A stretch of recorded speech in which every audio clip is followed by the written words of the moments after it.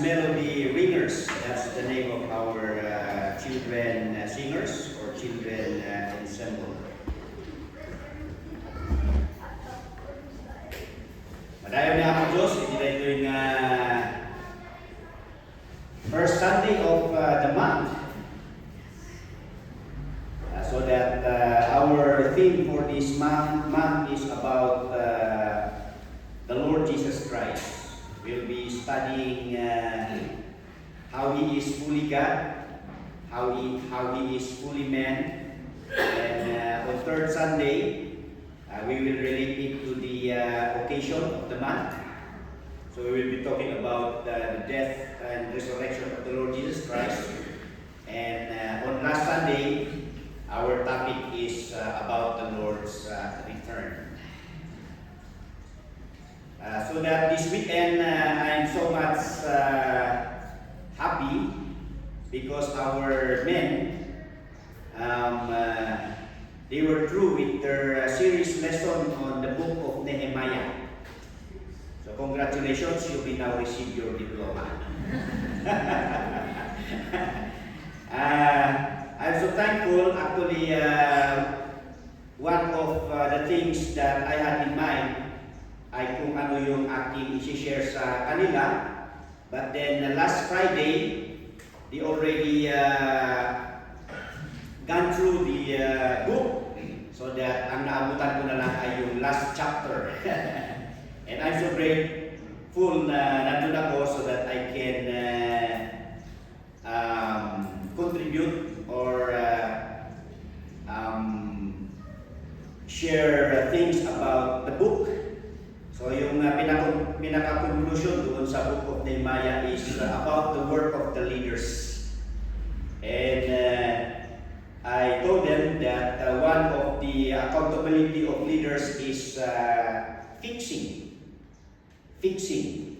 So the book of Nehemiah speaks about fixing the house of the Lord, fixing the administration and the ministration of God's work, and of course, fixing the lives of God's people. So, napakagandang book po yung Nehemiah. So that in application, I shared to them kung ano yung nasa aking isipan in relation to our church. So that sabi ko sa kanila, siguro ang practical na i-fix natin ngayon dito sa ating church is the frontage of our chapel. Yan. I-fix po natin yung harapan natin kasi yan po ay face value din natin. Testimony po natin yan. Yan. So at least man lang mag-reflect na meron kayong mga bagong pastor. Ano? Para maghilamos din tayo. Hilamusan po natin yung ating harapan. And nakita ko yung post ng ating mga Bible School students na biniministry sila ngayon doon sa Aliga. Nakita ko yung picture ng frontage ng Tabuk Baptist Church. Bagong hilamos din sila doon. So that doon din sa training o doon sa fellowship ng ating mga workers sa Luacan, we talk about doon sa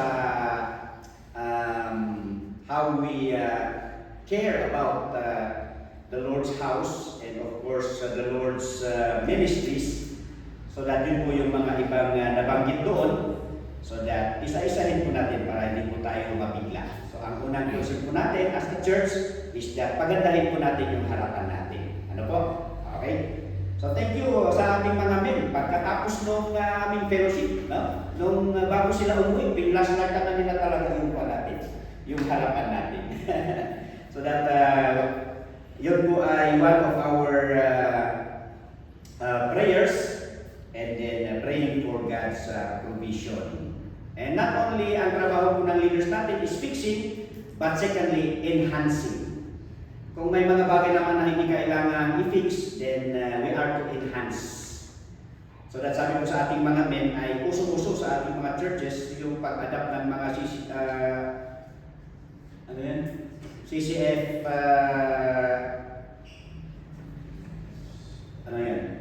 yung curriculum nila or what. Yan. So sa kanila, usong-uso yung mentoring, no? Mentoring. So i-apply din natin sa ating mga men. Magbi-mentoring tayo pero men training. Yan. I-enhance po natin yung training ng ating men para ma-maximize nila at gumaling sila na mag-preach, mag-teach. Ayan. Para pag gagaling na talaga sila, i-ordin na natin sila para dadami po yung pastor dito sa Buyagan Fundamental Baptist Church. Amen? Yan. So kung hindi para magamit po natin sila, hindi lang po sa ating gawain dito sa church, pero ma-maximize din sila para makatulong po tayo sa ating mga outreaches and sa ating mga daughter churches.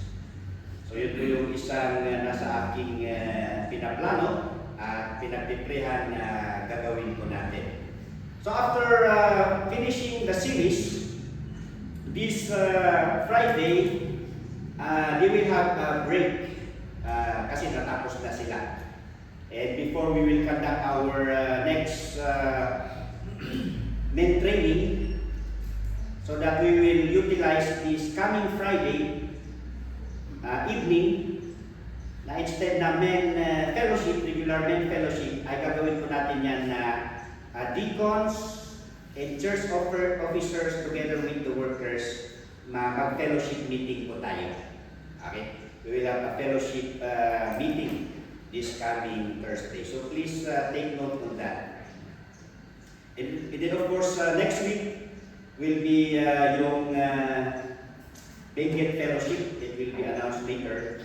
So that wala pa tayong main training. So after the Benguet Fellowship, doon po natin uumpisahan yung main training po natin. Itong main training po natin is open to our outreaches, so that we will invite men from our daughter churches or outreaches, so that even here in church, sa mga men, we encourage you to join. Yan. Para sa mga, so that in your personal devotion, you can outline your personal devotions. Kung minsan yung mga personal devotions natin ay kung ano yung in-impress ng Panginoon doon, then we can outline that. You can turn your devotions into preaching. So ganun po yan. So that I'm so happy with that. At secondly,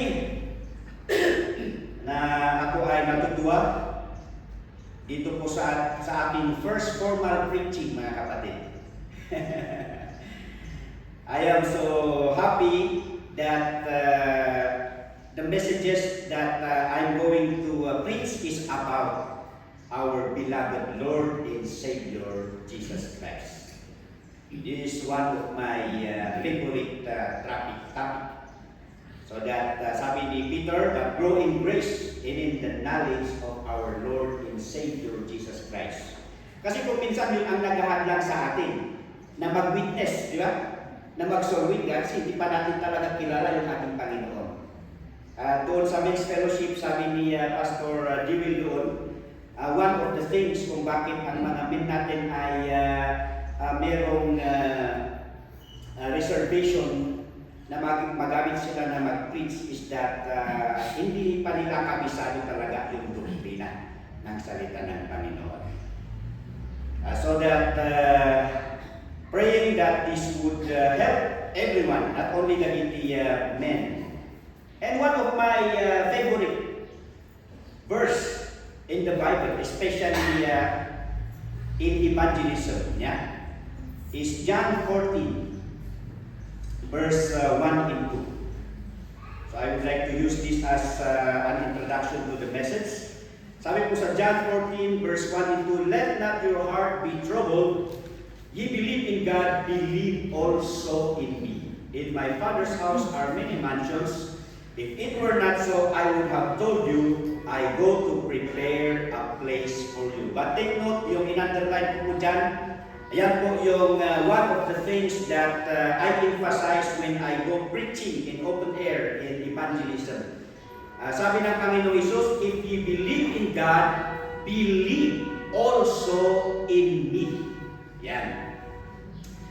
At doon nakalagay dyan yung aking emphasize when I do evangelism. So that a saving faith is a complete faith in God by a specific faith in the Lord Jesus Christ. Tandaan nyo yan. Ang nakakapagligtas na pananampalataya ay ang kumplitong pananampalataya sa Diyos sa pamamagitan ng pananampalataya sa Panginoong Jesus. Okay. Kasi when you go and preach, when you go and share the Word of God, when you go and share the Gospel, yung mga makakasalubong ninyong mga tao would profess that they believe in God. Di ba? Lahat ay naniniwala sa Diyos. Pero ang problema, kung yung topic mo na ay dadako doon sa pananampalataya sa Panginoong Hesus, doon na nagkakaproblema. May mga tao na doon na hindi na naniniwala sa Panginoong Hesus, di ba? There are religions that believe na ang Panginoong Hesus Kristo ay magaling lamang na guro. Ang iba naman ay propeta lamang po. Ang iba naman po ay hero lang ang Panginoong Jesus. So that sa kanila ay wala silang paniniwala. Of course, ang audience ng Panginoong Jesus dito ay ang mga Hudyo. So that they are indeed, no question, a believer of God. But the problem with them is those that understand the plan of salvation, that salvation comes from the Lord Jesus Christ. So ang ibig sabihin po nito mga kapatid, kahit po kayo ay naniniwala sa Panginoong Diyos, kung hindi kayo naniniwala sa Panginoong Isus, hindi po kayo ligtas.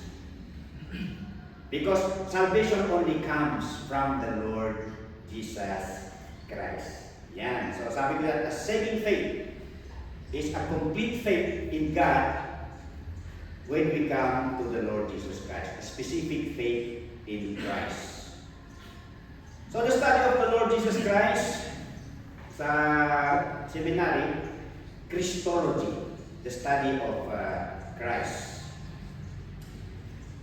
And the need to know, why do we study Christ? Well, the need to know whom we believe intelligently. Sa prayer meeting na-mention po natin yung the will of God. We should understand the will of God accurately and skillfully. Meron po tayong awit yung I know whom I have believed. This was derived from 2 Timothy chapter 1 verse 12 by the Apostle Paul. For the which cause I also suffer these things, nevertheless I am not ashamed, for I know whom I have believed, and am persuaded that He is able to keep that which I have committed unto Him against that day. So how far, how deep do you know about the Lord Jesus Christ? And the second reason of the study is to satisfy the criterion of Christ as Savior God. Tatlumaknak tayo nga kwalipikado nga ta ni Apo Jesus nga mangisalakan tayo. Tako na dagiti Hudyo, Mark chapter 2 verse 7. Why don't this man that speak blasphemies as the Lord teaches that He is the Savior? And then the question, how can you forgive sins? How ka naman?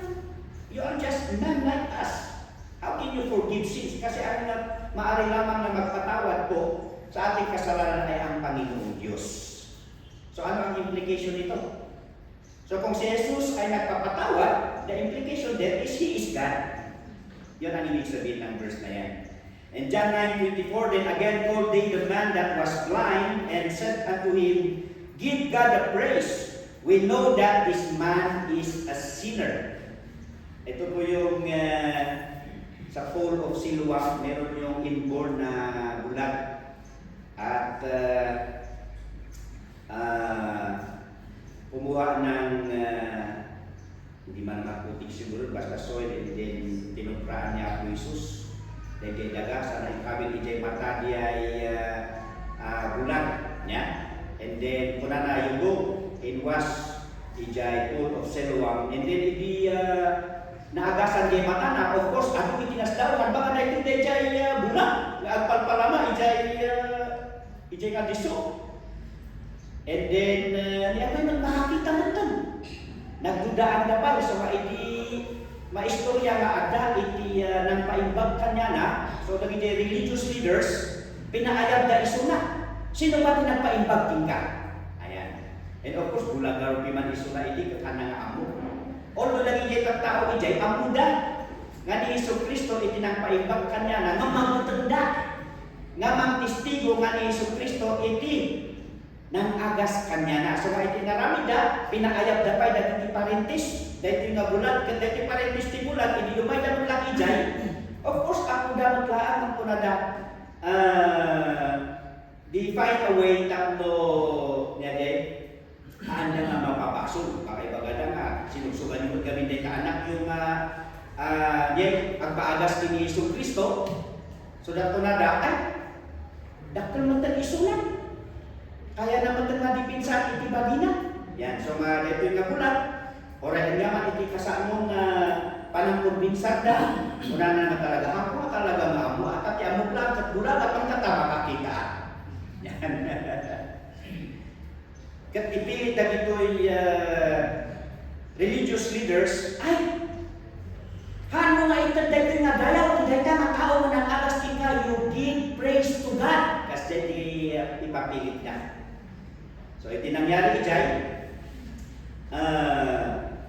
Tangamin, notistiguan na kanya ako Isus, itinang paimbag kanya na, kat ma-excommunicate na ijay church. Yan, ijay church, ijay group na. So that, gapot iti data, kasi ting kastada, they cast him out.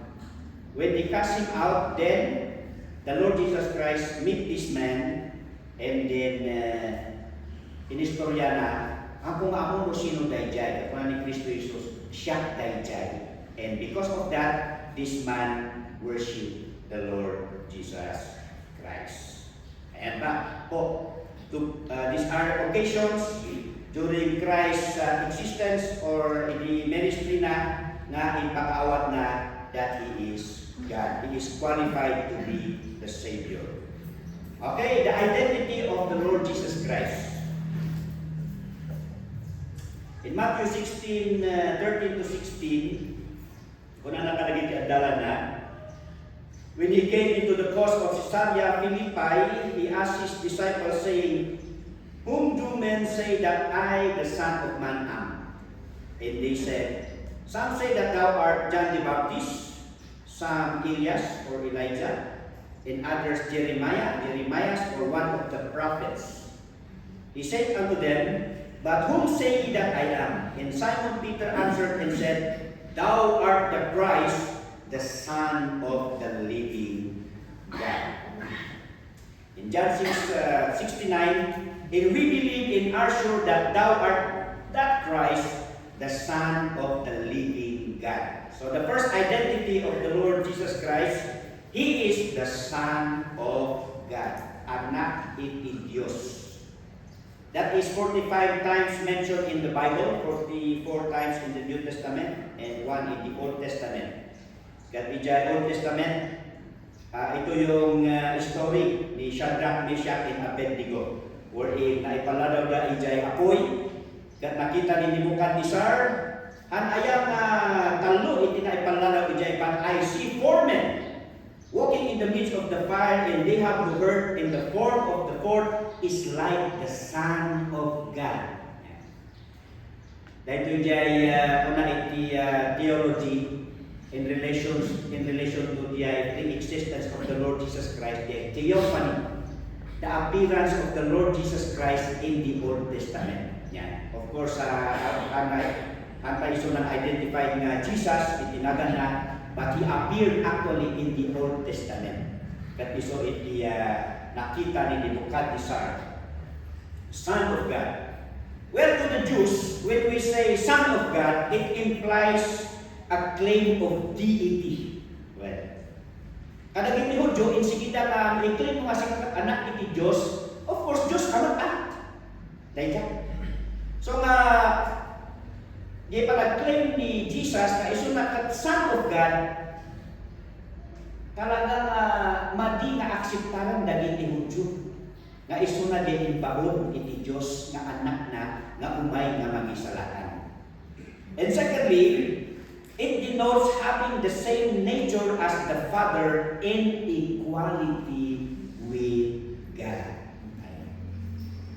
So that He is identified as the Son of God. And secondly, Messiah. Well, dahil tati may isang pangilasinan o dahil address or recognition. He is referred to as Messiah. Ano yung pati kaya nangasawad ni Messiah? Wala siya kapagpaparilatak man nga ng awa. O niya kaya nangasawad ni Messiah. Nga ni Messiah gaya means anointed Savior King. Well, nadudukan nga mangisalakan nga ari. Han ayaw nga daling ihudyog at dahil yung urukurayan da. They are waiting for a king, a Savior King. So that the word Messiah is mentioned in the Bible 3 times. John 4:25, this is the Samaritan woman, said unto him, I know that Messiah cometh, which is called Christ. When he is come, he will tell us all things. Yan. Umay ito, dahil ka Messiah. And of course, the Lord Jesus Christ told this woman na nakasangkutan dahil ka Messiah, kat iso na dahil ka. The Savior King has already arrived. Ijay Daniel 9:25-26, na-mention the Messiah namin tuwa. Know therefore and understand that from the going forth of the commandment to restore and to build Jerusalem unto the Messiah the Prince shall be 7 weeks, and 62 weeks. The street shall be built again, and the wall even in troublous times.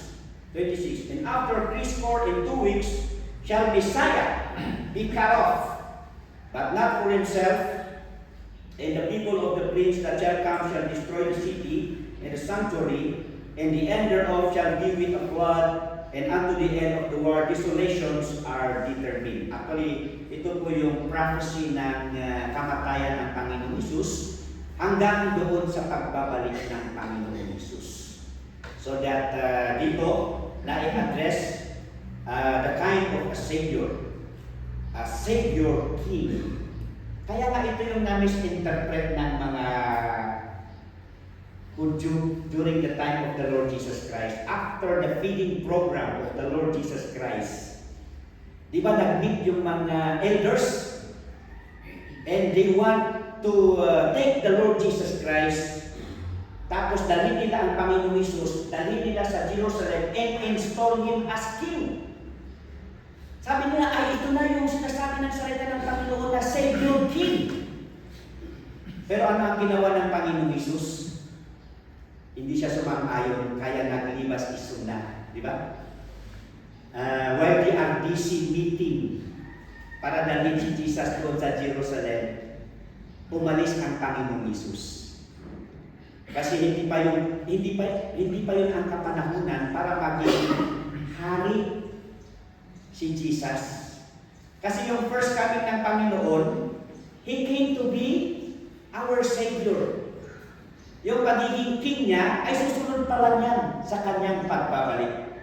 Pero kasi yung mentality na Messiah means Savior King, they thought na sabay na pagdarating ang tagapagligtas na ito, he will become Savior and immediately become the King. Hindi nila handa ka naawatan nga jay umuna nga para nagumay ni Apo Hesus agbalin iso na nga Savior, but His kingdom is not yet. Sa susunod, sa future pa yung kanyang kingdom. Ayan po. Kaya nga desperado sila. Nung hinatid nila actually si Jesus, when Jesus was riding on that donkey, di ba? Grabe yung papuri nila sa Panginoong Hesus. Pero pagdating doon sa temple, ano ang ginawa ng Panginoong Hesus? Nagwala ang Panginoong Hesus.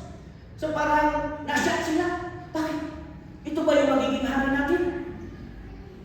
So that yung joy nila, yung excitement nila to install the Lord Jesus Christ as Savior King, napalitan ng hate. Di ba?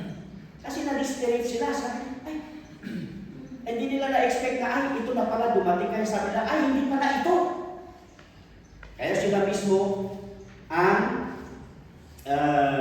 nagpalakas na bitay na lang ang Panginoong Hesus. kasi hindi nila naintindihan yung programa ng Panginoong Diyos na siya ay, totoong siya ang Savior King. Pero may duration of time at different purpose yung kanyang pagiging Savior King. Okay? Now, the deity of Christ. When we say deity, is that how the Lord Jesus Christ is God. Kung paano ang Panginoong Hesus, siya ay Diyos. Dahil ang iba talaga sinasabi ng tao lamang ang Panginoong Hesus. Pero sa atin, in our fundamental doctrines, we believe that God or Jesus is 100% God and 100% man. So next Sunday, we will be learning how the Lord Jesus Christ is also a fully man. Okay. Letter A, He is referred as Lord. Matthew 22, 1 to 41 to 46. While the Pharisees were gathered together, Jesus asked them, saying, What think ye of Christ? Whose son is he? They said unto him, The son of David. He said unto them, How then doth David in spirit call him Lord, saying, The Lord said unto my Lord, Sit thou on my right hand, till I make thine enemies thy footstool. If David then call him Lord, how is he his son? And no man was able to answer him a word, neither durst any man from that day forth ask him any more question. Yan. So, tinanong niya yung mga audience niya, headed by the Pharisees, kung ano yung nalalaman nila o how do you think of the Lord. So ang alam lang nila, he is the son of David, the descendant of David, because he is the promised Messiah. Pero sabi ng Panginoong Hesus, implying na kung tao lamang ang Kristo na ito, then of course, paano nasabi ni David that he is Lord? Sa Psalms 110:1, the Lord said unto my Lord, ito yung expression ni David, Sit thou at my right hand until I make thine enemies thy footstool. And then, after the ascension of the Lord Jesus Christ, when the disciples were preaching, headed by Peter, Acts 2:34 to 36, ito ang sabi ni Peter, For David is not ascended into heavens, but he said himself, The Lord said unto my Lord, Sit thou on my right hand, until I make thy foes thy footstool. Therefore let all the house of Israel know assuredly that God hath made that same Jesus, whom ye have crucified, both Lord and Christ. Kasi in many occasions sa mga disciples, sinabihan ng Panginoong Hesus na huwag niyo munang i-reveal na ako yung Kristo. So pinakiramdaman niya muna yung kanyang mga disciples kung ano talaga ang pagkakaalam nila ngayon sa Panginoong Hesus after they spend time with Him. So that the disciples confess that He is Lord. So dito in this occasion, then the disciples emphasize na ang Panginoong Hesus na siya namatay at muling nabuhay ay siya yung Panginoon. Okay? Second, He was given divine names in prophecy. Isaiah 9:6. For unto us a child is born, unto us a son is given, and the government shall be upon his shoulder, and his name shall be called Wonderful Counselor. Doon daw sa original, isa lang yan. Wonderful Counselor. Okay. The Mighty God, the Everlasting Father, the Prince of Peace. Yan pa ang Panginoong Hesus. Yan. The Mighty God, na bilag na Diyos, and the Everlasting Father, and the Prince of Peace. Of course, after the resurrection, God the Father turned over all the authority sa Panginoong Hesus. So that ang Panginoong Hesus po ay Diyos, mga kapatid. Ito na, kung bakit siya Diyos, He forgave sin. Napatawad niya ang kasalanan. Ito yung na-mention natin kanina. Ang background po nito is meron yung apat na magkakaibigan. Meron silang kasamang may sakit. So pinagtulungan nila. Nya ka DJ kaskas na tayo. Ngano na diag sakit DJ banbantay ka bulig kuna da. Pinagtulungan da hindi mapanda. DJ balay handa nga makastrat kasi ang daming tao. So ano ang remedyo na ginawa nila? Umakyat sila doon sa taas kasi ang style ng bahay ng early Israelites is yung flat. Tangamin pag binbilagan na DJ, double purpose yung sa taas. And then ang ginawa nila is binutasan nila, no? Wala silang iya, binutasan nila yung hindi nila bahay. Pero kung concerned ka talaga, no? Talagang gagawin mo lang ang lahat para lang matulungan yung kaibigan kasi emergency eh. So ang ginawa nila is binutasan nila yung bahay and then nilaglag. Ay, hindi naman nilaglag. Unang talaga tayo sa Tagalog, no? Ano ba tinay mo na sa Tagalog? Basta iba ba? Binaba nila yung may sakit nila. And then after, alam niyo yung kwento doon, of course, yung palsy was healed. And then, sabi ng Panginoong Hesus, okay, magaling ka na, ang iyong kasalanan ay napatawad. So doon, nagulat. Paano magpapatawad ito? Ang Diyos lamang ang dapat makapagpatawad. Pero yun, napatawad niya yung tao ito. And there are other occasions where the Lord Jesus Christ declared that you are forgiven. Yung, ano to? Si Magdalene. Your sins are forgiven, go and sin no more. So may mga occasions that the Lord Jesus Christ forgive sins. He can do that because He is God.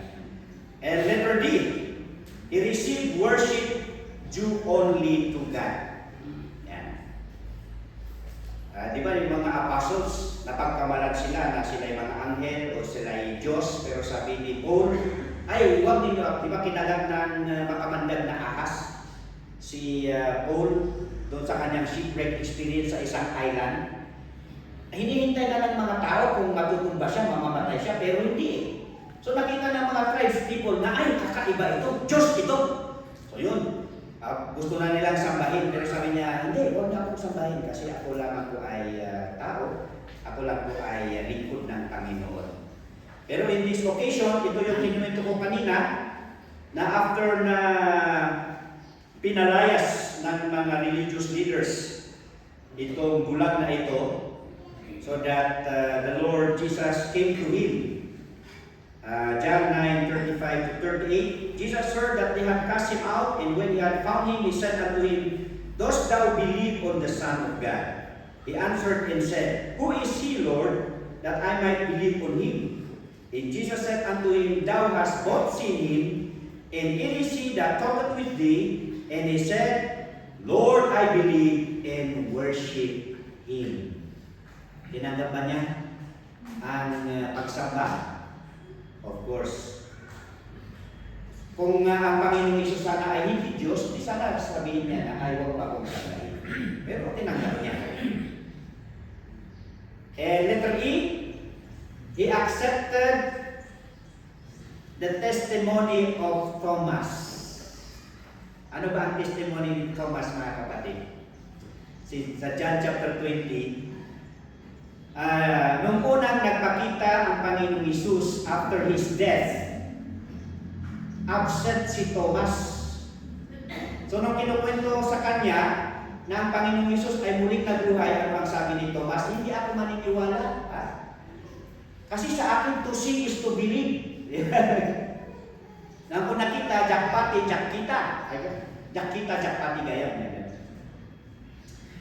Unless, sabi pa niya, unless na mahawakan ko yung kanyang tagiliran at mahawakan ko yung nabutasan ng pako sa kanyang kamay, doon lamang po ako maniniwala.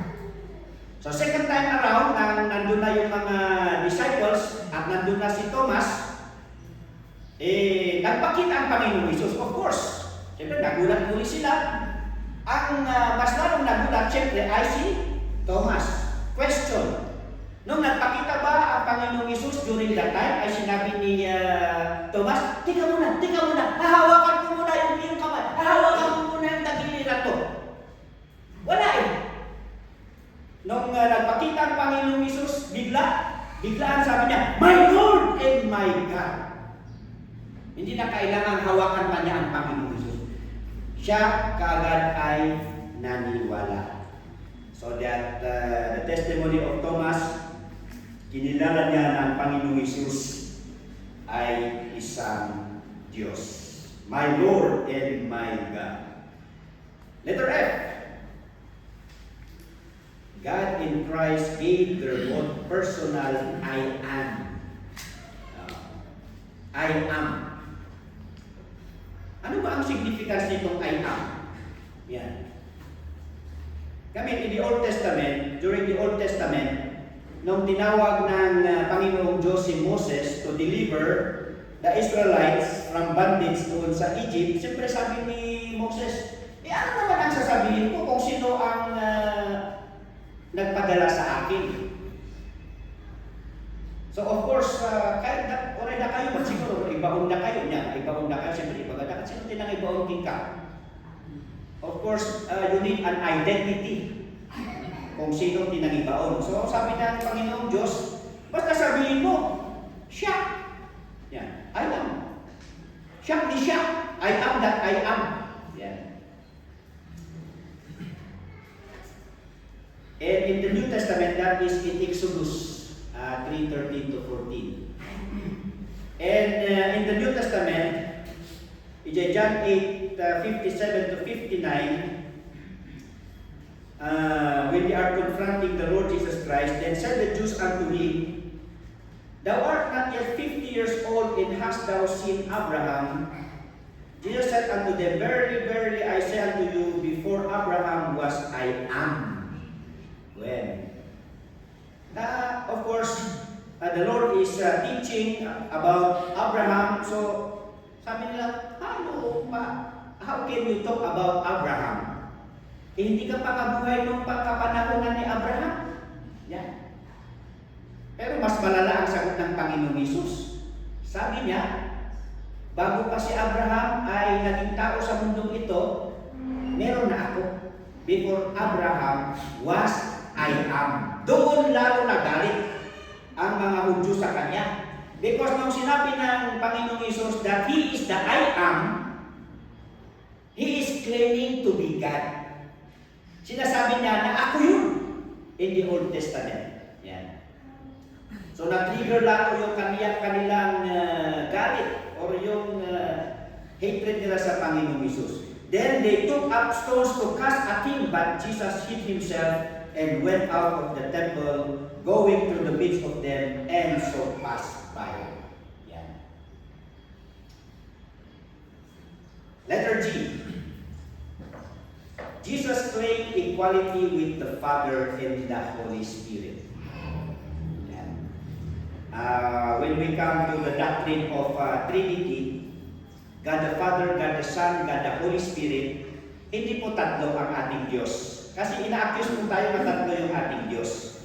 But the composite of the Godhead, the general term natin sa Trinity is the Godhead. Okay? The composition of the Godhead, iisa ang Diyos in three persons. Ito yung God the Father, God the Son, God the Holy Spirit, na magkakahiwalay. Kasi yung ibang naniniwala sa Trinity, meron yung tinatawag nating modalism. Ya kung sa kanila, nung Old Testament, siya yung God the Father. In the New Testament, siya yung God the Son. At sa kanila, ngayon, siya yung God the Holy Spirit. Yung oneness, may siya. Okay? Pero sa atin, in the Old Testament, in the New Testament, until this time, in eternity, is we have one God in three persons. And if we study Trinity, God the Father, God the Son, and God the Holy Spirit has the same attributes. They are all equal. Kung saan lang sila different from each other is yung kanilang position, the role. The other one acted as the Father, the administrator. The second is the implementer, the Lord Jesus Christ, and the Holy Spirit, because of their nature of humility.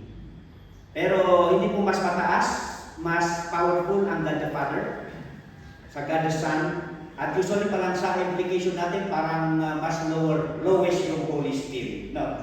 Pero they work together so that they have the same. Jesus claimed equality with the Father and the Holy Spirit. So it's a great commission. Go therefore and teach all nations, baptizing them in the name of the Father and of the Son and of the Holy Ghost. The implication there is hindi yung position, but equality. John 10:30, I and my Father are one.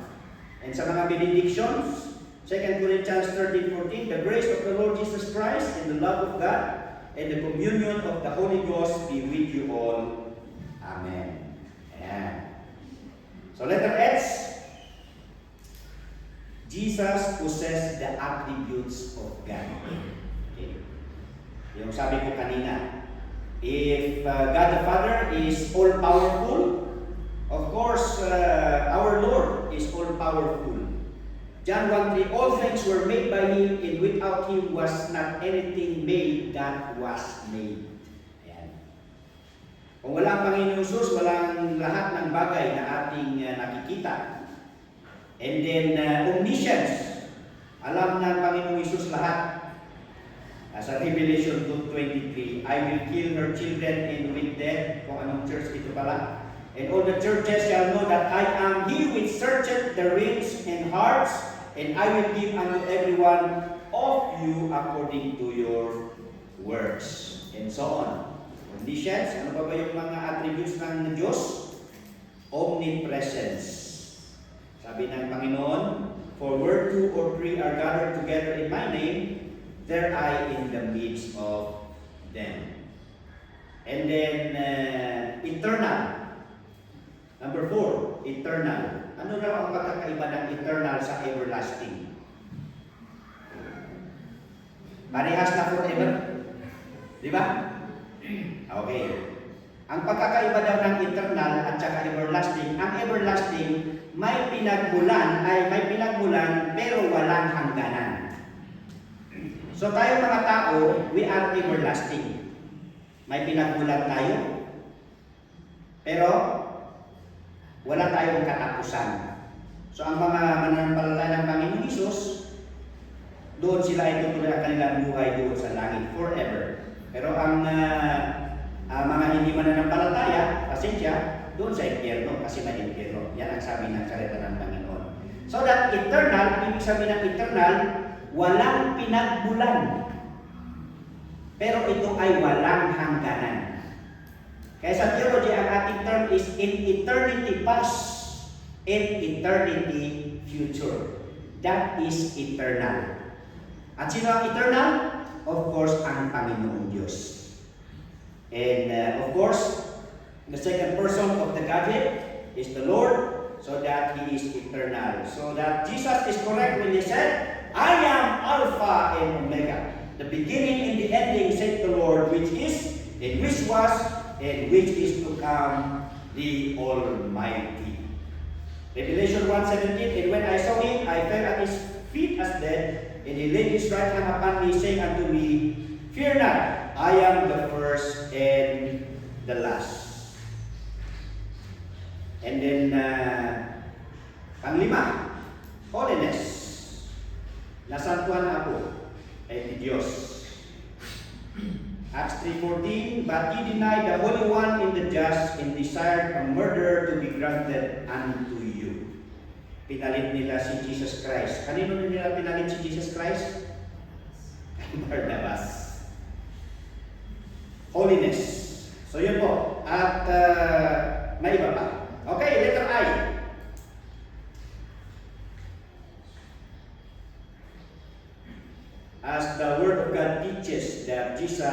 is fully God. The implication of the virgin birth. Well, as Isaiah 7:14, therefore the Lord himself shall give you a sign, behold, a virgin shall conceive and bear a son, and shall call his name Emmanuel. Ayan. And the fulfillment, Matthew 1:22-23. Now all this was done that it might be fulfilled, which was spoken of the Lord by the prophet, saying, behold, a virgin shall be with child, and shall bring forth a son, and they shall call his name Emmanuel, which being interpreted is God with us. Hindi mo masasabi that God is with you kung wala ang Panginoong Hesus sa iyong buhay. Yun lamang po ang ibig sabihin niyan. Because it is only through the Lord Jesus Christ that God is with us. Ang aking tanong, is God with you? No, wala pang nag-ibig na. Nandyan ba ang Diyos sa'yo? Of course, kung tinanggap ng Panginoong Hesus bilang yung Panginoon at tagapagligtas, God is with you. Kahit kasabihin nila na wala ang Diyos sa'yo. Ha? Pero ikaw isang sumampalataya at tumanggap sa Kanya, then God is with you. Ayan. So that is Emmanuel. Yun po ang ibig sabihin ng incarnation. Di ba? Yung virgin birth, incarnation. Ano ba ang incarnation, mga kapatid? The Latin word of incarnation is carne. Well, so anong Christmas? Ano di carne? Incarnate. Incarnation. So the implication of incarnation is Spirit God. When you say God, of course, Spirit ang God. Yan. Pero ang God na ito, the second person of the Godhead, naging tao, naging karne, naging lasa. So kada ito yung Espiritu nga Diyos, tatlo, ada iti katawan, ada iti bagi nga maidapon, ijay cross, talangan tamailan sa Espiritu. Di ba? Tatlo, ada nga ron iti dapon, iti panakaisalakan tayo, dahil yung Espiritu nga Diyos, tatlo ang galing nga daton, iti panakaisalakan tayo, nagbalin nga karne, nagbalin nga lasa. So nga incarnation. Diyos nga nagbalin nga tao. Kaya sa Tagalog, nagkatawang tao. Ilocano tayo nagkatawang tao? Ada ba? Narinig ka? Maganda yung Tagalog, nagkatawang tao. Sa Bisaya, iba din nga. Nang karne, yan po. Nang boleh nagbuat-buat, tama mo. That's incarnation. Nagkatawang tao ang Diyos. And of course, when we talk about Diyos, we think of the second person of the Godhead. Kasi kung minsan, meron yung ang sa kanilang pananaw is that the whole being of God na naging tao. So, nilimit nila ang Diyos naging tao. Pero hindi. When we think of the law of God, hindi kaya i-comprehend ng ating mind. Kaya ang tanong ng iba, sa langit, ano ba ang itsura ng Diyos? Makikita ba natin ang Diyos as a whole? Although sabi doon, the Lord Jesus Christ, nung siya'y nagkatawang tao, nung naging tao ang Panginoong Hesus, He became the express image of God. Doon natin nakikita, doon nakipag-communicate ang Diyos sa atin in the bodily form of the Lord Jesus Christ. But God is not limited on the physical appearance of the Lord Jesus Christ. Ganun po yun. Okay? Lastly, of course, the resurrection. Yeah, that proves that Christ is God. John 2:19, Jesus answered and said unto them, destroy this temple, and in 3 days I will raise it up. In Hindi po naiintindihan ng mga Pariseo. Sabi nila, ilang taon na ibinil yung temple ng Jerusalem, tapos sa 3 araw ay kaya niyang mag-isa na i-rebuild. Pero of course, the Lord Jesus Christ is talking of Himself. You will destroy me, you will kill me, but in 3 days, then I will resurrect you. So that in Romans 1:3-4, concerning His Son Jesus Christ our Lord, which was made of the seed of David according to the flesh, and declared to be the Son of God with power, according to the Spirit of holiness, by the resurrection from the dead. So marami po tayong mga pruweba na ang Panginoong Hesus ay Diyos, mga kapatid. In our conclusion, doon sa tinatawag na doctrine of kenosis, noong nagkatawang tao ang Panginoong Hesus, Jesus is God, but He temporarily gave up the exercise of His power on earth and relied upon the power of the Holy Spirit. Yun pang ibig sabihin. Doon sa incarnation, nung naging tao ang Panginoong Hesus, temporaryo na hindi niya ginamit yung kanyang natural attributes, yung kanyang kapangyarihan.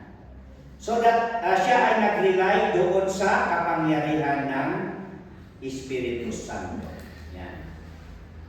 So in John chapter 1:1-4, in the beginning was the Word, of course, and the Word was with God. Yung Word po dito ay walang iba kundi ang Panginoong Hesus, and the Word was God. Yan. Siya ay Diyos. The same was in the beginning with God. All things were made by Him, and without Him was not anything made that was made. In Him was life, and the life was the light of men. In verse 14, in the Word, of course, Jesus is God. He existed with the Godhead. And here, dito yung nagkatawang tao, yung incarnation, He was made flesh, and dwelt among us, and we beheld His glory as of the only begotten of the Father, full of grace and truth. And the second implication of the kenosis doctrine is the self-emptying of Jesus. The self-emptying. It speaks of His humility. Nagparaya. I think that was the Tagalog word. Self-emptying. So that in Philippians chapter 2 verse 5-8, let this mind be in you which was also in Christ Jesus, although He was God, it says there, who being in the form of God, thought it not robbery to be equal with God, but made Himself of no reputation, and took upon Him the form of a servant, and was made in the likeness of men. And being found in fashion as a man, He humbled Himself and became obedient unto death, even the death of the cross. Yan po. Kahit na siya ay Diyos, ay nagpakumbaba siya, nagparaya siya, and He took the lowest form. So that in application, mga kapatid, and hoping na lahat kayo ngayon ay naniniwala na ang Panginoong Hesus ay Diyos. Kayo ba ay naniniwala na ang Panginoong Hesus ay Diyos? Amen. Number one, if Jesus is God, of course, He can save. Yun ang ibig sabihin niya. Kung ang Panginoong Hesus ay tao lamang, of course, kaya yan ang ginagamit ng mga ibang kulto. Yan ang ginagamit ng ibang religion to deny the deity of the Lord Jesus Christ, so that Jesus Christ will appear na hindi niya kaya makapagligtas. Para ang magiging tagapagligtas ay yung pagmimbro sa simbahan. Ang pagmamimbro sa kung ano-ano sasabihin nila. Yun. And that is actually the danger itong liberalism, itong modernism. Yan. Ito na yung kung bakit lalong lumakas yung mga doktrina na sinasabi na, there's nothing wrong of believing on the Lord Jesus Christ, but we need to add something. Doon actually nangyari yun eh. Kasi yung discredit, yung kakayanan ng Panginoong Hesus, But our fundamental doctrine is we believe on the sufficient sacrifice of the Lord Jesus Christ. Kaya nga, faith alone can save sa atin. Kung bakit faith alone? Wala eh. Tapos na ang kaligtasan actually. So hindi na natin kailangan kung ano-ano pang idagdag na mga works para tayo ay maligtas. We just dwell on the finished work of the Lord Jesus Christ. Ang problema, ang sabi ng iba, maniwala ka lang, maligtas ka. And then sabihin nila, yung pagtanggap mo lang sa Panginoong Isus dahil ikaw ang tumanggap, good works daw yun. Hindi po yung good works, mga kapatid. Respond yun. You have responded to the finished work of the Lord Jesus Christ. So hindi mo maaaring sasabihin na pag yung sinner's prayer, tinanggap mo ang Panginoon Isus, ikaw yung nag-pray, ikaw ang nagligtas sa iyong sarili. Hindi! Still, salvation is the work of the Lord Jesus Christ. You only responded to that. Why did you respond? Because you acknowledge that you cannot save yourself. Yeah. Because you believe that Jesus can save. Ayan. But as many as receive Him, to them gave Him power to become the sons of God, even to them that believe on His name. Jesus said unto him, I am the way, the truth, and the life. No man cometh unto the Father but by me. Second application, if Jesus is God, He cannot sin. Ganun yun eh. Pero nagalit naman ang Panginoon Isus. Nagwala pa nga eh, di ba? Nagkasala ba siya? Righteous anger. Kaya ang Diyos doon sa Old Testament, di ba nagselos? Oh, righteous jealousy. Yan. Kaya okay lang yung mga asawa na magselos, di ba? Kasi asawa nila yun eh. Kasi may nagpa-counsel sa akin, sabi niya, Pastor, anyate aramay niya, bay-bay akmatan, ay haan ko na. Ada tekan mga agsinos, talo bay-bay ang ninakay mo, ay mas lang masulisong awanan, mas akan ada relasyon niyo. Well, so after that, tutukan ka ni asawa, kaya po iti-sulisong na, at dinubaybayan, di mas karkaro, pas laing tulog po niya. So, dadaging ti parameters na agumod ka nga makabasol, at sinus ka nga makabasol. So, kasjay. So that Jesus is God, and because of that, He cannot sin. Nag-ugat man iso na, namaan na nakabasol, iti panag-ugat na. Hebrews 4:15, for we have an high priest which cannot be touched with the feeling of our infirmities, but was in all points tempted like as we are, yet without sin. And last, if Jesus has no sin and cannot sin, He qualifies to be the perfect atonement for our sin and the Savior. 2 Corinthians 5:21, for He hath made Him to be sin for us, who knew no sin, that we might be made the righteousness of God in Him. The question, apay nga kasapulan ni Apo Isus na ag-incarnate? Why do the Lord Jesus Christ need to be flesh? Nagbalin na kaskada kayo. When tanaduktalan nga iti-intiro nga lubong, amin kat managbaso. Awan ti quality tayo. So the second person of the Godhead need to come and offer Himself. And by that, awan ti basol kanya na, so that God made Him to be sin for us who knew no sin, that we might be made the righteousness of God in Him. So matatanga inawat tayo ni Apo Isus kas manunod ti mangisalakat tayo. Napalintag tayo ti samwanan ti Diyos. Hana naman nagbasol ti panangkita na kada tayo. Lodi kat nasantuan. So matakdiran tayo dahil ta itinakristanuan nga panagbiag tayo. So that we praise God that our Savior is fully God. And by that, He met His identity as the Son of God and our Messiah, our Savior King. Nalpasan niya yung vision na as a Savior, and we are looking forward. And if He becomes the King, we will reign with Him. Are you not excited? abangan din natin. Yan, let's pray.